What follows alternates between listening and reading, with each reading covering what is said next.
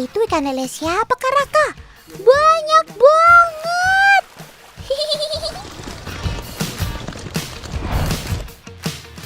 Bakal seru nih ikutan panen ikan lele sebanyak itu.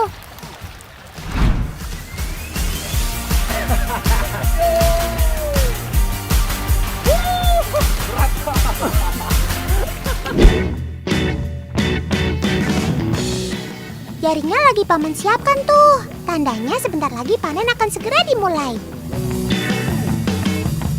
Kalau panen ikan dengan teknik jaring seperti ini nggak boleh terburu-buru.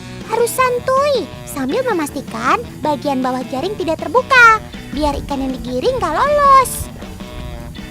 Menarik jaring dari satu sisi bagian kolam ke sisi lainnya bertujuan untuk menyudutkan ikan supaya masuk ke dalam kantong jaring yang ditarik oleh Kak Raka dan paman. Ini isinya udah ikan semua nih. Satu kali tarik dari ujung sana sampai ke titik ini segini banyak. Wah, ikan lelenya sebagian besar sudah ada di tempat penampungan ini. Banyak banget isinya. Tinggal nunggu hasil tarikan jaring berikutnya. Baru deh kita intip ada berapa banyak kira-kira ikan lelenya ya. Tarik terus, Pak. Terakhir, ayo. Banyak banget ikannya. Ini dia yang ditunggu-tunggu. Rombongan ikan lele berikutnya sudah tiba. Saatnya masuk kolam penampungan. Ini ikan dari satu kolam lele ini udah ada di satu titik tempat penampungan ini, Ran. Sekarang bapaknya mau pindah ke kolam sebelahnya. Walau ditempatkan di satu tempat yang sempit, ikan lele tetap akan bertahan hidup selama masih ada air di dalamnya. Inilah keistimewaan ikan lele. Terkenal tangguh, mudah beradaptasi dengan lingkungan yang baru, jadi nggak gampang stres.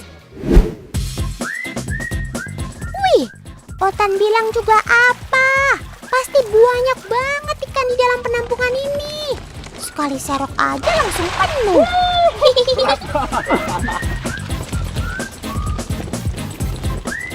Ini yang dinamakan proses sortir, teman-teman. Ikan disimpan dalam wadah, kemudian dipilih dan dipisahkan berdasarkan ukuran yang ditentukan. Biasanya pemborong sudah punya standar ukuran sendiri, jadi nggak semua hasil panen ini bisa diambil. Harus disesuaikan berdasarkan permintaan pasar. Otan, terus ada caranya, tips ngambil ikan lele biar nggak kena patil kata bapak nih. Jangan diteken, cuma dielus, terus langsung dilempar. Nah, gitu. Jadi dia nggak berontak, aman tak ya? Iya. Yes, mantap. Tuh, udah dikasih tahu sama ahlinya loh, Kak. Jadi jangan takut lagi ya megang ikan lelenya. Walau nggak begitu membahayakan, memang sih kalau kena patil ikan lele bisa bikin tangan luka, bahkan bengkak. Apalagi kalau belum terbiasa, sampai berakibat demam loh. Ayo.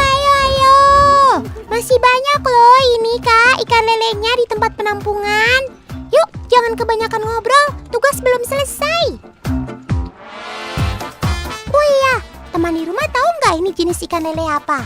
Kalau kata paman pemilik kolam, ini kawanan ikan lele Dumbo. Menurut info yang Otan dapat, lele Dumbo merupakan hasil persilangan ikan lele lokal asal Taiwan dengan ikan lele lokal dari Afrika Selatan. Wih, jauh banget. Nggak berarti ongkos perjalanan tuh, Sob. Ikan lele Dumbo jadi salah satu jenis ikan lele yang cukup digemari pembudidaya ikan karena terkenal dengan tingkat produktivitasnya yang tinggi. Juga ketangguhan mereka saat harus menghadapi kondisi cuaca yang tidak menentu atau ekstrim seperti suhu panas yang tinggi, bahkan suhu dingin sekalipun. Loh, Paman, itu ada ikan lele yang jatuh tertinggal. Ya ampun, kasihan banget kamu, Sob. Terpisahkan sebatang kara dengan kawanan kamu yang lainnya. Hehehe, kamu mau kemana, Sob? Udah, diam-diam aja. Jangan berani jalan sendiri. Nanti nyasar malah makin repot loh.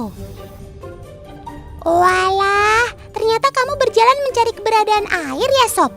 Iya, Otan lupa. Ikan lele punya kemampuan unik, teman. Mereka mampu bertahan hidup walau tidak di dalam air.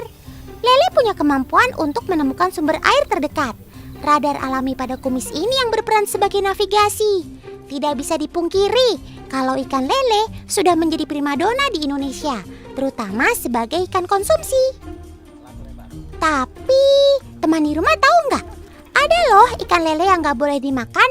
Nggak tanggung-tanggung. Kalau aturan itu dilanggar, nyawa taruhannya.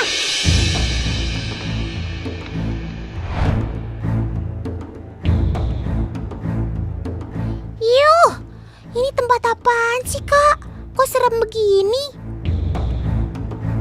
Tapi kok ada ikan lele yang hidup di aliran sungai ini ya? Gede-gede pula.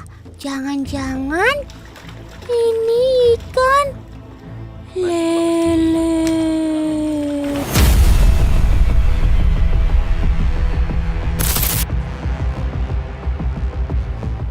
Duh, Otan jadi merinding nih.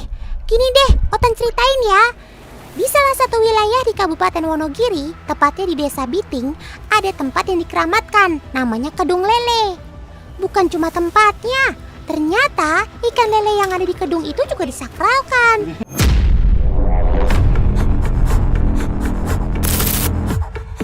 Bahkan masyarakat percaya kalau ada yang melanggar, nyawa taruhannya. Ih, kok serem sih? Pantangannya ada, Mas. Kalau untuk wilayah masyarakat kami, kita boleh memanfaatkan istilahnya lele ini untuk sekedar melihat. Tapi untuk dikonsumsi atau dibawa pulang itu suatu pantangan yang tidak boleh dilanggar. Kalau melanggar, Pak, ada yang iseng misalkan, itu gimana, Pak? Mungkin ternaknya yang mati atau orangnya. Kalau fatal bahkan bisa lingkungan sini ada penyakit sampai meninggal.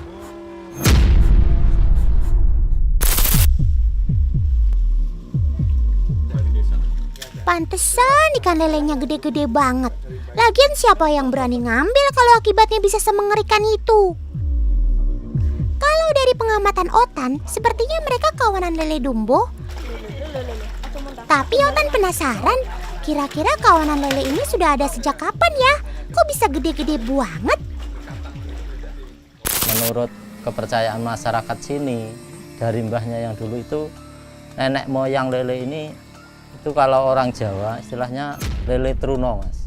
Jadi lele truno itu lele yang cuman kepalanya, tubuhnya itu cuman tulangnya, tapi hidup, Mas.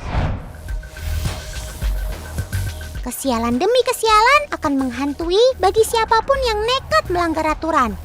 Walau belum teruji secara keilmuan, Otan sih tetap bersyukur dengan adanya mitos yang berkembang di masyarakat seperti ini, secara tidak langsung berhasil menjaga kelestarian sobat-sobat Otan, seperti kawanan ikan lele ini. Coba bayangkan, kalau nggak dilarang, siapa yang nggak ngiler lihat ikan gede-gede ada di aliran sungai kayak gini? Otan jamin, nggak nyampe hitungan jam, pasti semua sudah habis diambil warga. Di satu sisi, masyarakat meyakini dan memegang teguh apa yang sudah mereka sepakati bersama demi untuk keselamatan bersama. Kita tinggalkan cerita seremnya dulu yuk.